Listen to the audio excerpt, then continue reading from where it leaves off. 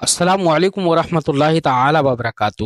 مرکز اہل سنت جامعہ رضویہ منظر اسلام کے یوٹیوب چینل ہم سبق درس نظامی میں آپ کا خیر مقدم ہے۔ پیارے بچوں، جنہوں نے اب تک ہمارے چینل کو سبسکرائب نہیں کیا ہے وہ ضرور سبسکرائب کر لیں اور بیل آئیکن بھی ٹچ کر دیں تاکہ ہر ویڈیو کی نوٹیفیکیشن آپ تک پہنچتی رہے، اور اپنے ساتھیوں سے بھی شیئر کریں تاکہ ہماری گفتگو سے زیادہ لوگ فائدہ اٹھا سکیں۔ ساتھ ہی ساتھ بات پسند آئے تو لائک بھی کیا کریں، اس سے ہماری ہمت بھی بڑھے گی۔ اگر کہیں پر کوئی دشواری ہو تو آپ کمنٹ کر کے ہم سے پوچھ بھی سکتے ہیں۔ بسم اللہ الرحمن الرحیم۔ کتاب الطلاق۔ احسنہ طلقۃ فقط فی طہر لا وطی فیہ، وحسنہ وہو السنی طلقۃ لغیر الموطوءۃ ولو فی حیض، وللموطوءۃ تفریق الثلاث فی اطہار لا وطی فیہا فی من تحیض واشہر فی الآئسہ والصغیرہ والحامل الی آخر۔ مصنف علیہ الرحمت والرضوان نکاح اور متعلقات نکاح سے جب فارغ ہو گئے تو اب آغاز کر رہے ہیں اس باب کا جس باب میں انقطاع نکاح ہو جاتا ہے، یعنی طلاق کا ذکر کر رہے ہیں۔ تو طلاق کا مطلب ہوا طلاق، تو طا لام قاف طلق سے بنا ہے، اس کا معنی آزادی کا ہوتا ہے، اس کا معنی ہوتا ہے قید کو اٹھا دینے کا۔ اطلاق بولتے ہیں نا، یہ مطلق ہے، یہ مقید ہے، تو یہاں مطلق کا مطلب قید لگی ہوئی نہیں ہے۔ تو مطلق اطلق یطلق مجرد ثلاثی مزید فی میں چلے جائیں گے آپ، اور مجرد میں آئیں گے تو طا لام قاف طلق ہی بنے گا، ہے تو معنی تو وہی رہے گا نا، یعنی قید کو اٹھا دینا۔ تو طلاق نام ہے ازرو شرع قید نکاح کو ختم کر دینے کا، قید نکاح کو نکاح بھی ایک طرح کی تقیید ہے کہ جب تک عورت نکاح میں ہے اس وقت تک وہ اسی مرد کے نکاح میں رہے گی، اس کو دوسرے مردوں سے نکاح کرنے کی اجازت نہیں ہے، وہ آزاد نہیں ہے دوسروں سے نکاح کرنے کے لیے۔ اور جب تک نکاح میں نہیں تھی تب تک اس کے لیے آزادی تھی، وہ چاہے زید سے نکاح کرے، چاہے بکر سے نکاح کرے، کسی سے بھی دنیا میں نکاح کرنے کی آزادی تھی اسے۔ لیکن جب نکاح میں آ گئی تو اب قید نکاح میں ہے، گویا کہ وہ طلاق نام ہے اسی قید نکاح کو اٹھا دینے کا، اور اس پر جو پابندی تھی نکاح کی اس پابندی کو ختم کرنے کا۔ جو کانٹریکٹ میں نے کہا نا، عقد نکاح میں نے شروع میں کہا تھا کہ میاں بیوی کے درمیان ایک طرح کا معاہدہ ہوتا ہے، اور یہ زندگی کو خوشحال بنانے کے لیے ہوتا ہے۔ لہذا اگر زندگی میں خوشحالی نہیں ہے، دونوں کے نباہ کی صورت نہیں ہے، تو اپنے اس معاہدے کو، اس کانٹریکٹ کو ختم کرنے کا حق حاصل ہے۔ یہ خوشی کا بندھن ہوتا ہے، خوشحالی کا بندھن ہوتا ہے، لہذا جس میں خوشحالی نہ ہو تو وہاں پر آپ کو پھانسی لگانے کی ضرورت نہیں ہے، تیل پیٹرول چھڑک کے جان سے مارنے کی ضرورت نہیں ہے، بلکہ ہر ایک کو اجازت ہے کہ وہ اپنے الگ ہو کر اپنی زندگی گزارے۔ یہ شریعت اسلامیہ نے حکم دیا، اور جو لوگ اس کے خلاف ہیں وہ لوگ، میں نے تو دیکھا ہے کہ ان کے یہاں پر تو دو ہی صورتیں ہوتی ہیں، یا تو جان سے مار دو یا مر جاؤ، پھانسی لگا کے ہی مرتے ہیں۔ پھر تو پھانسی لگا کے لوگ مر رہے ہیں، اس کی قباحت سمجھ میں نہیں آ رہی ہے، اور طلاق کی قباحت ان کے سمجھ میں آ رہی ہے۔ ارے بات سنیں، چلیے خیر، ممکن ہے کہ احکام الہیہ کی مصلحتیں ہر ایک عقل نہ سمجھ سکے. بہرحال طلاق کس چیز کا نام ہے وہ ہم نے بتایا. طلاق کی 3 قسمیں ہوتی ہیں. ایک طلاق احسن کہلاتی ہے، اور ایک طلاق حسن کہلاتی ہے، اور ایک طلاق بدعی کہلاتی ہے. 3 طرح کی طلاق ہوتی ہے. یہ جو اقسام طلاق ہیں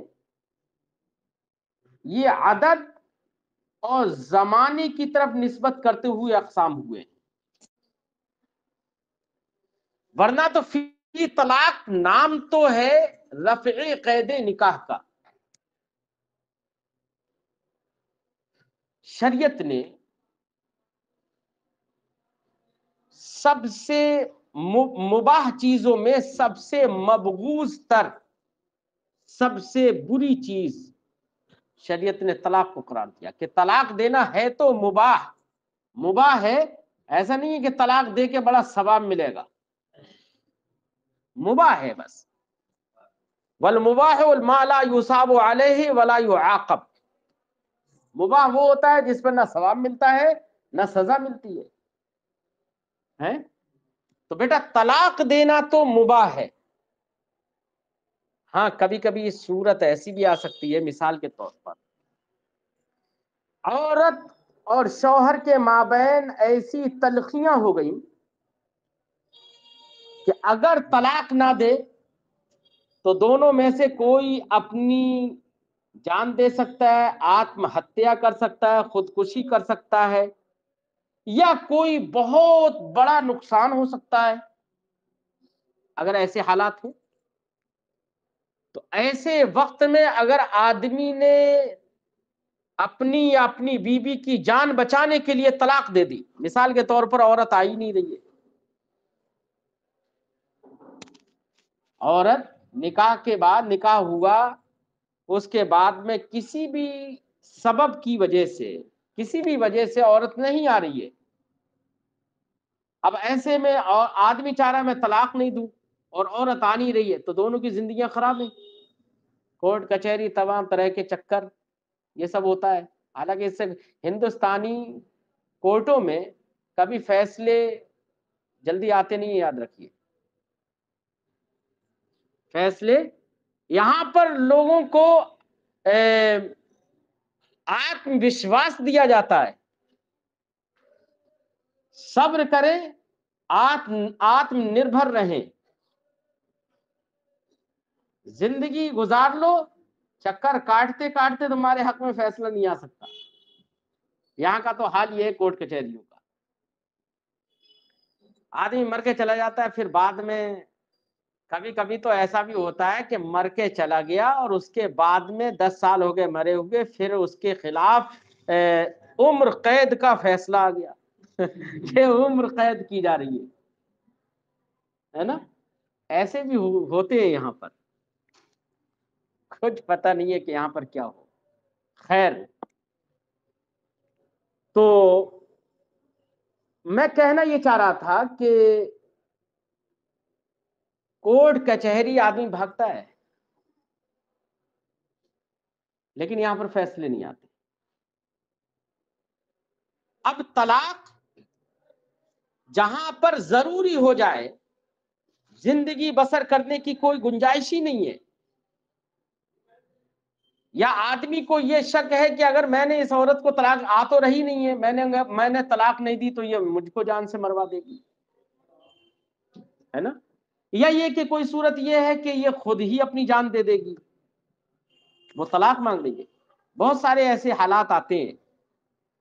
ایسے وقت میں اگر کسی کی جان کو بچانے کے لیے اس نے طلاق دی تو بیٹا یہاں تو ثواب ملے گا. طلاق دینے کی وجہ سے نہیں، جان بچانے کی وجہ سے. طلاق تو مباح ہی ہے، مباح پر نہ ثواب ملتا ہے نہ عقاب. بات سمجھ آئی؟ تو جہاں پر طلاق کے سنت ہونے کا ذکر ہو کہ طلاق سنی یہ ہے، احسن یہ ہے، حسن یہ ہے، تو احسن اور حسن ہونے کا تعلق بیٹا طلاق کی ذات سے نہیں ہے، یاد رکھنا.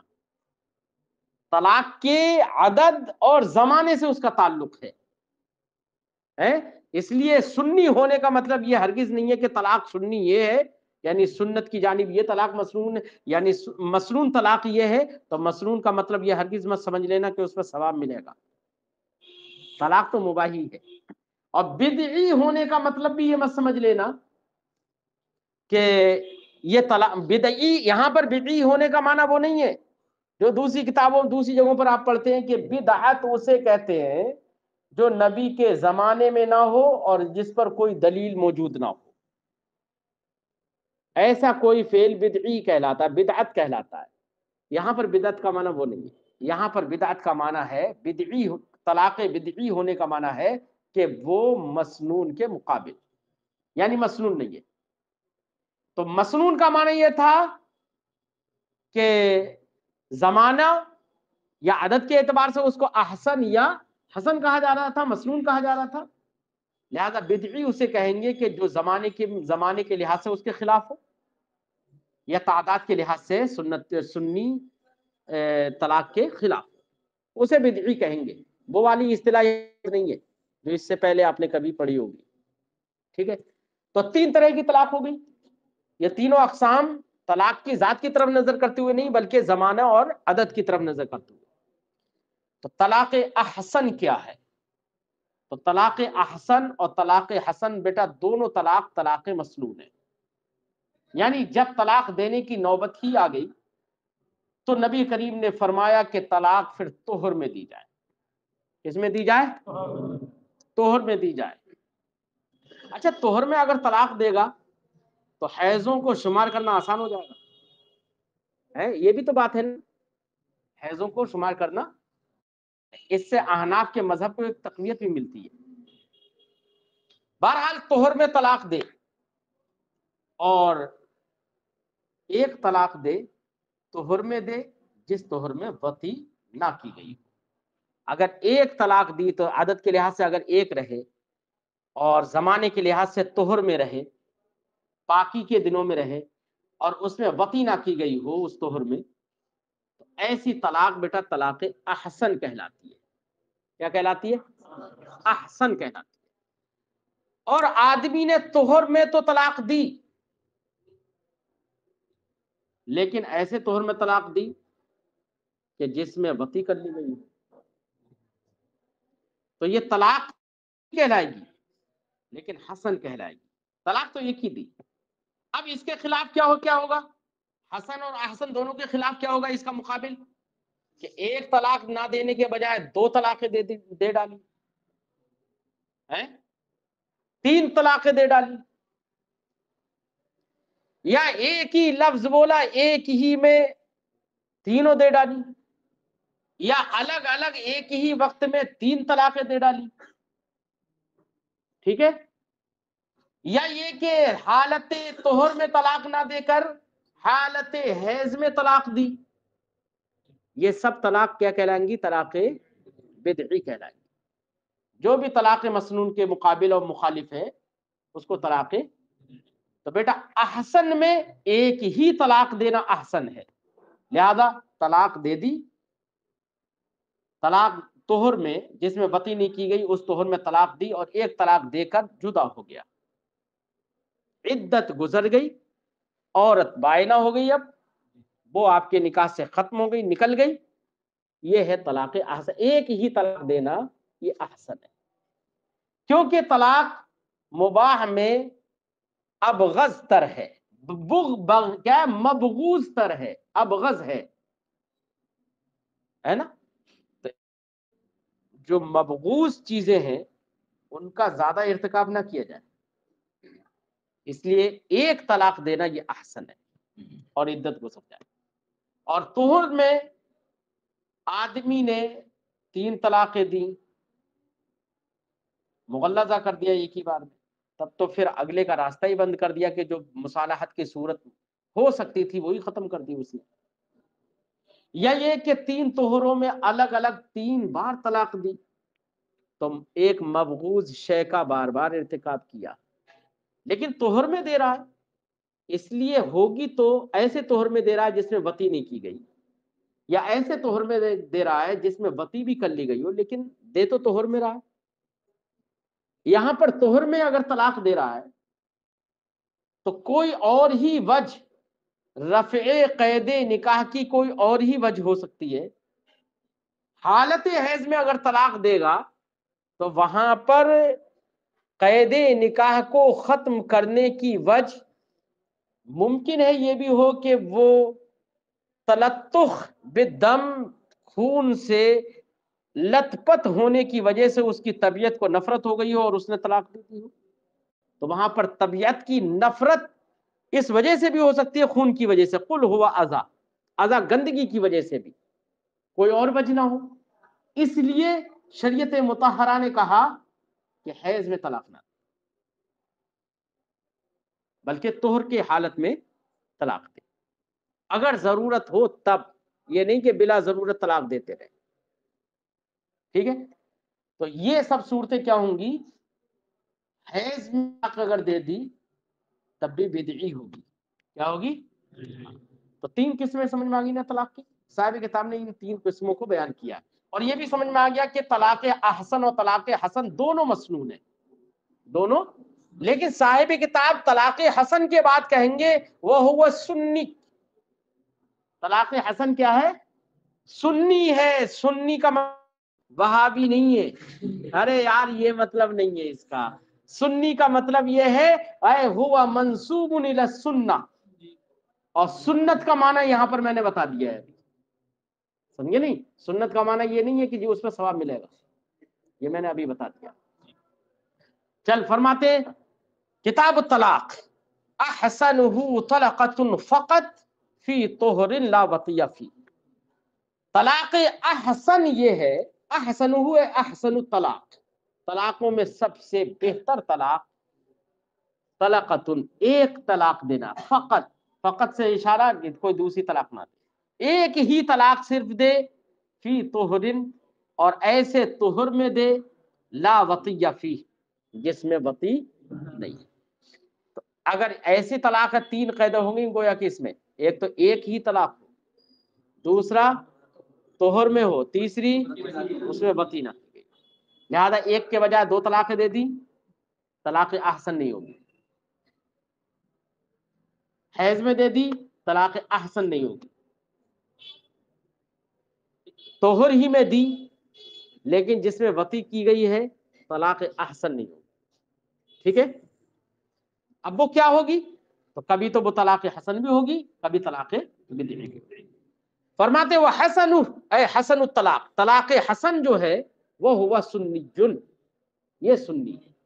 اب آپ کہیں گے کہ مسنون تو احسن بھی ہے اور مسنون حسن بھی ہے، تو مسنون حسن ہی کو مسنون کہنا، سنی کہنا، یہ صاحب کتاب کا کیسے درست ہو سکتا ہے؟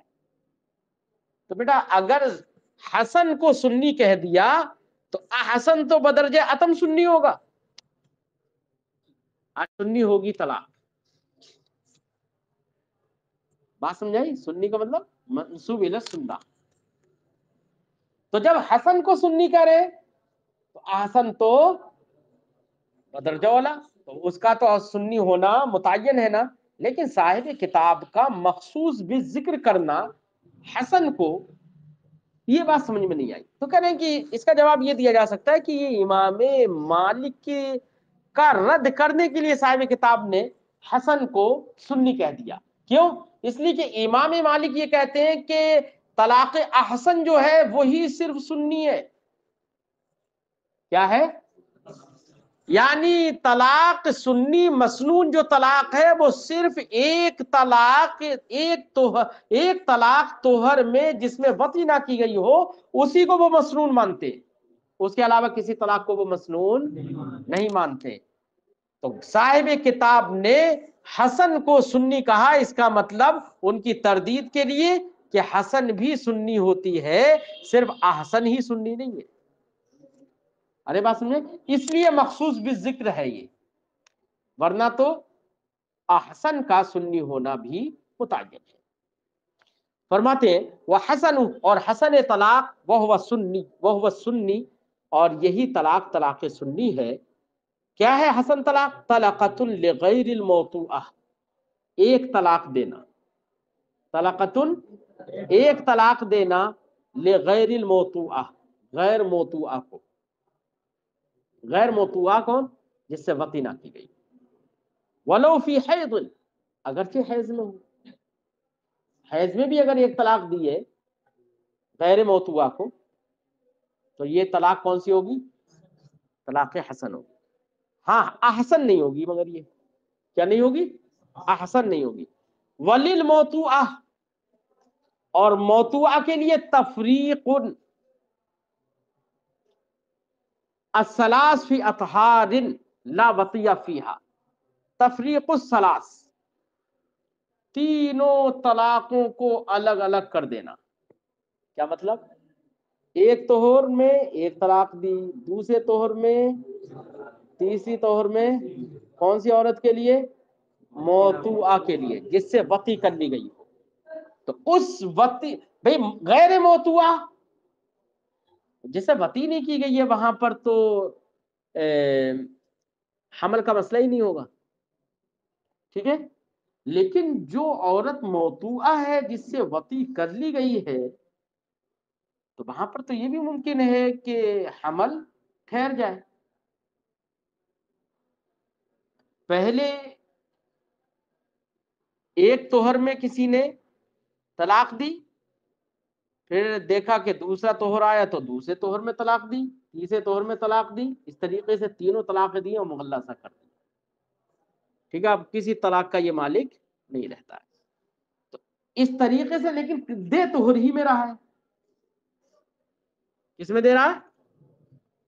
تو یہ بھی طلاق حسن ہی کہلائے گی، بدعی نہیں کہلائے گی۔ فرماتے ہیں کہ تفریق الثلاث وللموتوعۃ، اور موتوعہ کے لیے تینوں طلاقوں کو الگ الگ کر دینا، تین طہروں میں الگ الگ، لا وطی فیہا، جن طہروں میں وطی نہ کی گئی ہو، فی من تحیض،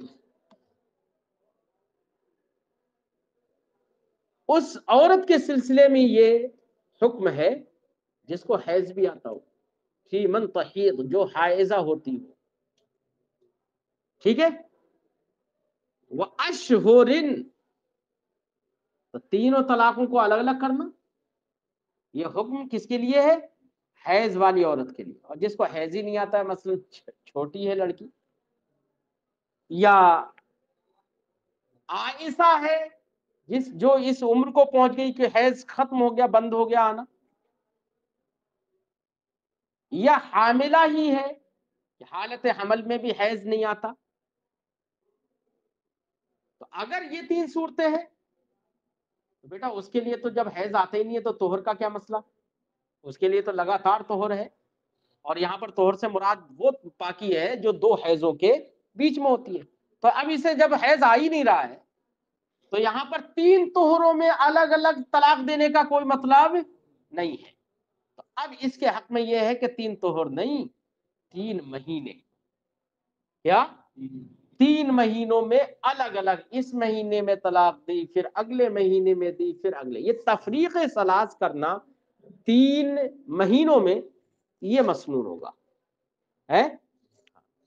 فرماتے ہیں یہ تفریق ثلاث فی اطہار کا جو قول ہے، فی من تحیض، یہ اس عورت کے سلسلے میں ہے جس کو حیض آتا ہو، وہ اشہر، اور تفریق ثلاث فی اشہر، فی اطہار نہیں، فی اشہر، 3 مہینوں میں کرنا الگ الگ، یہ کس کے حق میں؟ فی العائسہ، عائسہ عورت کے حق میں، والصغیرہ، چھوٹی جس کو حیض نہ آتا ہو، والحامل، اور حاملہ کے سلسلے میں۔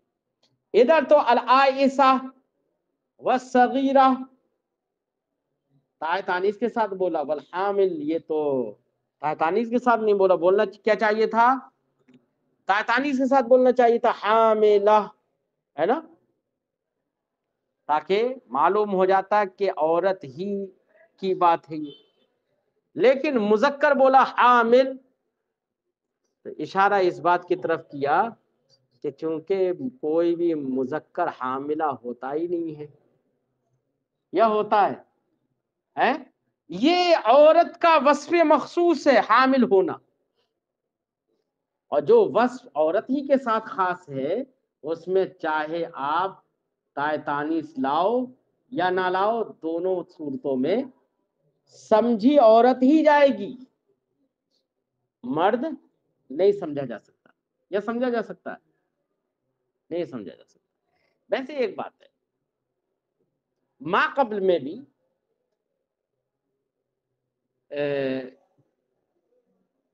عائشہ اور صغیرہ ذکر کیا نا، تو اگر وہاں پر بھی تا کا اگر ذکر نہیں کرتے نا، تب بھی کوئی حرج نہیں تھا وہاں پر، کیونکہ وہاں پر گفتگو چل رہی ہے حیض آنے کی نہ آنے کی، تو آنا نہ آنا، حیض کا نہ آنا یا آنا، یہ بھی تو عورتوں کے ساتھ خاص ہے یار، ہے یا نہیں ہے؟ اگر ہم کہیں گے حیض نہیں آتا، کیا اس سے آدمی مراد لیں گے؟ نہیں، ارے نفی کر رہے ہیں، نفی تو تبھی کریں گے نا کہ جہاں پر آنے کا امکان ہو، آ سکتا ہو، عادت ہو آنے کی، اور پھر نہ آئے تو کہیں گے کہ حیض نہیں آیا، تو مرد کو مراد لیں گے، اور حیض آتا کس کو ہے؟ عورت ہی کو ہے۔ والحامل، اور کس کے حق میں؟ عائشہ صغیرہ اور حامل کے حق میں۔ السنت ثلاثا فی ثلاثت اشہر، ان کے حق میں سنت یہ ہے کہ 3 طلاقیں دے 3 الگ الگ مہینوں میں۔ فقولہ اشہر عطف علی اطہار، تو اشہر کا عطف کس پر ہے؟ اطہار پر۔ جن کو حیض آتا ہے ان کے لیے سنت یہ ہے کہ 3 طہروں میں الگ الگ طلاقیں دے، اور جن کو حیض نہیں آتا ہے ان کے لیے سنت یہ ہے کہ 3 مہینوں میں الگ الگ طلاق دے۔ وَحِلٌّ طَلَاقُهُنَّ عَقِيبَ الْوَطِيِّ، اور ان عورتوں سے وطی کرنے کے بعد ان کو طلاق دینا حلال ہے۔ کیا ہے؟ یعنی جیسے ماقبل میں عائشہ کا ذکر ہوا، صغیرہ کا ذکر ہوا، ایسے ہی حاملہ کا ذکر ہوا، اگر ان عورتوں سے کسی مہینے میں وطی کر لی گئی، کیا کر لی گئی؟ کر لی گئی، تب بھی ان کو وطی کے بعد اسی مہینے میں طلاق دینا یہ حلال ہے۔ کیوں؟ وجہ حیض نہ آنا، کیونکہ انہیں تو حیض آتا ہی نہیں ہے، اور جب حیض نہیں آتا ہے تو پھر ایک تو حیض ہی نہیں آتا کچھ کو، تو اور ایک حاملہ ہے، تو یہاں تو متعین ہے نا کہ یہ عدت گزاریں گی، طلاق دینا حلال ہے، کوئی حرج نہیں ہے۔ فرماتے ہیں کہ ان عورتوں کو طلاق دینا، حل طلاقہن، ان عورتوں کو طلاق دینا حلال ہے عقیب الوطی، وطی کرنے کے بعد، ٹھیک ہے۔ وبدعیۃ،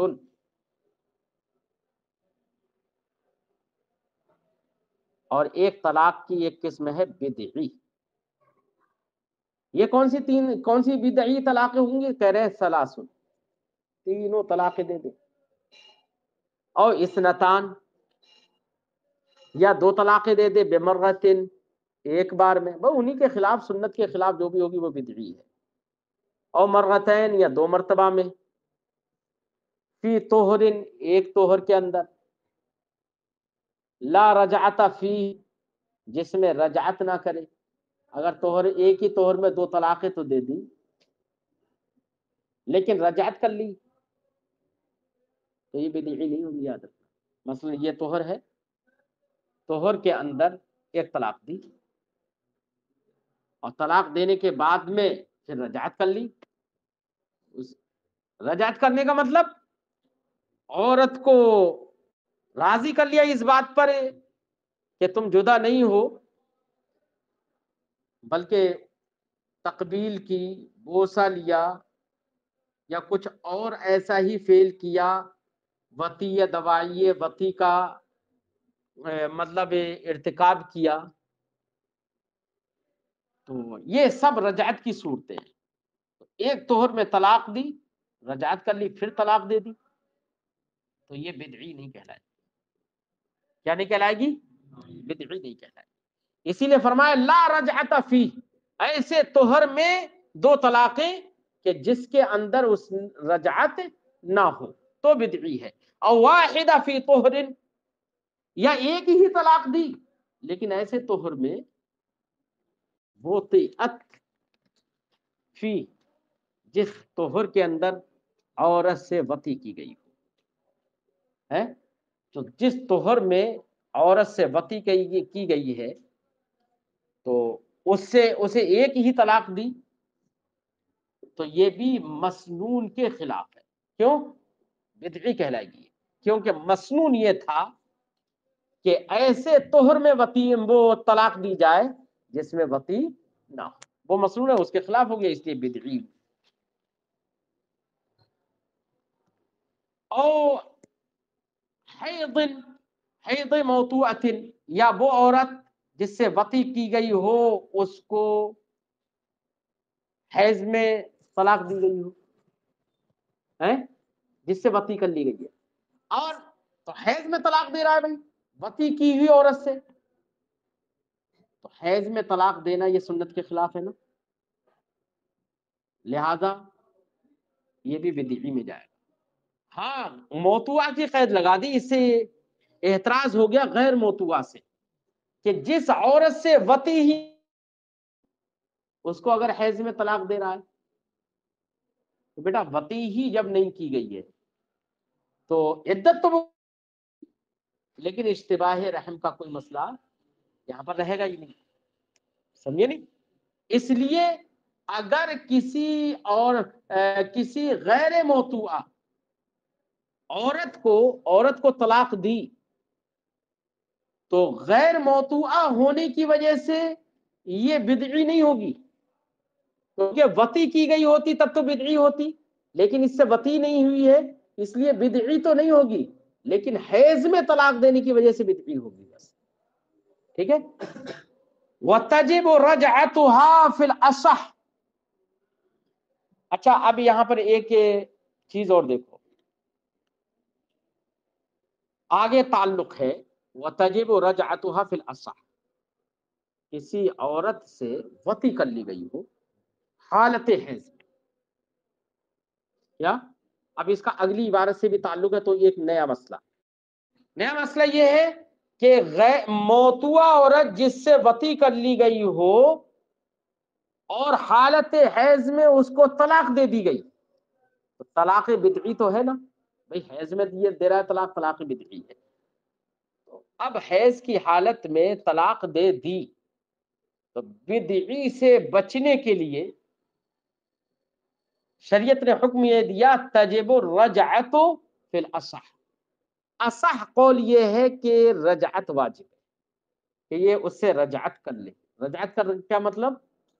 وطی کر لے یا دوائی وطی کا کام کوئی بھی کر لے ایسا، تو ایسی صورت میں رجعت کرنا واجب ہے. اصح قول یہ ہے، اس کا مطلب اس کے مقابلے میں ایک اور بھی قول ہے.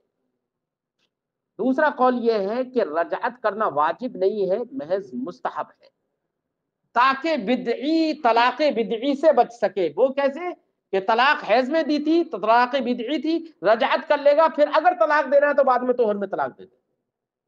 لیکن رجعت کرنا اصح قول کے مطابق واجب ہے، اور ایک ظاہر الروایہ میں ایک قول یہ بھی ہے کہ رجعت کرنا واجب نہیں ہے، مستحب ہے. ٹھیک ہے، تو ایک نیا مسئلہ ہو گیا نا. فرماتے او حیض موتوعۃ، یا طلاق دی ہو موتوعہ عورت کو حیض میں، وَتَجِبُ رَجْعَتُهَا فِي الْأَصْلِ، تو اب ایسی عورت کی رجعت واجب ہوگی فی الاصح، اصح قول میں. وعند مشائخنا، بعض مشائخنا صاحب شرح فرماتے ہیں ہمارے بعض مشائخ کے نزدیک تستحب، رجعت واجب نہیں ہے، محض صرف مستحب ہے. وَعْلَمْ، آپ جان لیجئے، ان الطلاق ابغض المباحات، طلاق ابغض المباحات ہے. یہاں سے صاحب شرح اس کا جواب دینا چاہتے ہیں کہ جو ہم نے بتایا کہ طلاق احسن ہے، سنت ہے، مسنون ہے، تو کوئی اعتراض، کوئی شبہ کر سکتا ہے یار مسنون ہے، یہ تو ابغض المباحات ہے، ابغض ہے اور مباحات میں سے ابغض ہے، تو اس کا مسنون ہونے کا کیا مطلب ہے؟ تو جواب ہم نے پہلے دے دیا ہے نا کہ یہاں پر مسنون ہونے کا مطلب یہ نہیں ہے کہ اس میں ثواب ملے گا. مسنون ہونے کا مطلب صرف اور صرف زمان اور عادت کے لحاظ سے ہے کہ نبی کریم صلی اللہ علیہ وسلم نے ویسا حکم دیا کہ ایسا کرے، یہ بہتر ہے. یہ ہے مسنون ہونے کا مطلب. ایسے ہی حالت حیض میں طلاق دی کسی نے تو نبی کریم صلی اللہ علیہ، جیسے حضرت عبداللہ ابن عمر سے کی ایک روایت ہے کہ نبی کریم صلی اللہ علیہ وسلم نے ان کو حکم دیا تھا کہ رجعت کر لو ہے. تو مسنون ہونے کا صرف یہ مطلب.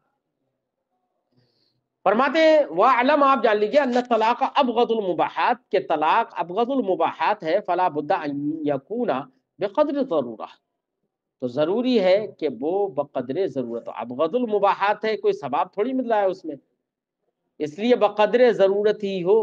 اور ضرورت تو بیٹا ایک طلاق دینے سے بھی پوری ہو سکتی ہے نا بھئی. جب جدا ہے اسے، آپ کو اپنے نکاح سے نکالنا ہی ہے تو ایک طلاق دے دو طہر کی حالت میں، تاکہ حیض کی عدت بھی اس کی آسانی سے گزر جائے. ایک طلاق دے دو اور اس کو رجعتی مت کرو. پھر جب چھوڑنا ہی ہے تو ایک ہی طلاق دے کے کافی ہو جائے گا.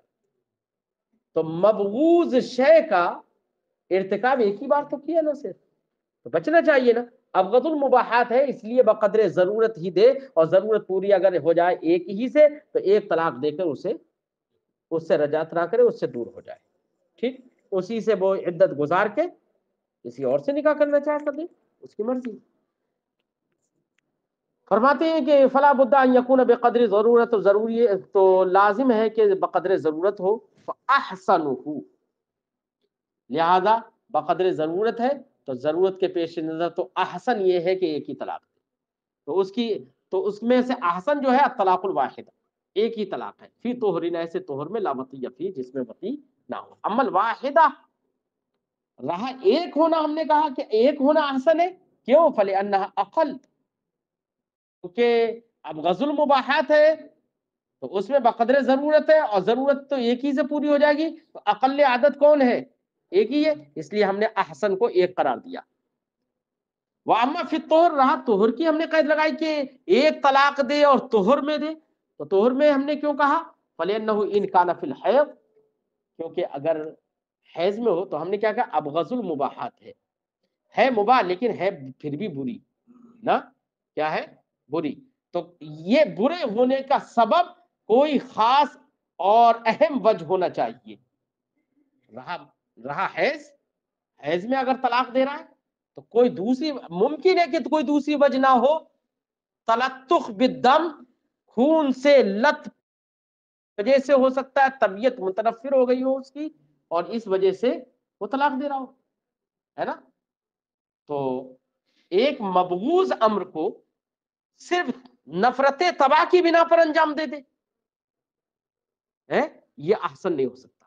احسن یہ ہوگا کہ نفرت تباہ نہیں بلکہ کوئی خاص وجہ. ٹھیک ہے. فرماتے ہیں اما فی الطہر، رہا طہر میں، فلانہ ان کان فی الحیض، کیونکہ اگر طلاق حیض میں ہو، ممکن ہے یکون لنفرت الطبع، کہ یہ طبیعت کی نفرت کی وجہ سے ہو، لا لاجل المصلحہ، کسی مصلحت کے پیش نظر نہ ہو. واما عدم الوتی، رہا ہم نے قید لگائی تھی وتی بھی نہ ہو، جس طہر میں طلاق دے رہا اس طہر میں وتی نہ کی ہو. کیوں؟ فلئلا یکون شبہۃ، لئلا یکون شبہۃ العلوق، تاکہ شبہ نہ ہو، تاکہ ارے بھیا وتی اگر جس طہر میں کی گئی ہے، طلاق دی ہے، تو اب وتی اگر کر لی گئی ہے تو وتی سے علوق کا شبہ ہوگا. علوق کا مطلب کیا ہے؟ استقرار حمل. کیا؟ ارے حاملہ ہونا یار، علوق کا معنی یہ، تاکہ حاملہ ہونے کا شبہ نہ ہو کہ جب وتی نہیں کی گئی ہے تو حاملہ ہی نہیں ہوگی.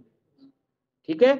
اور اگر وتی کر لی گئی ہے تو وہ حاملہ ہوگی، اور حاملہ کو طلاق دینا یہ احسن نہیں ہے، سنت تو حسن تو ہو سکتا ہے.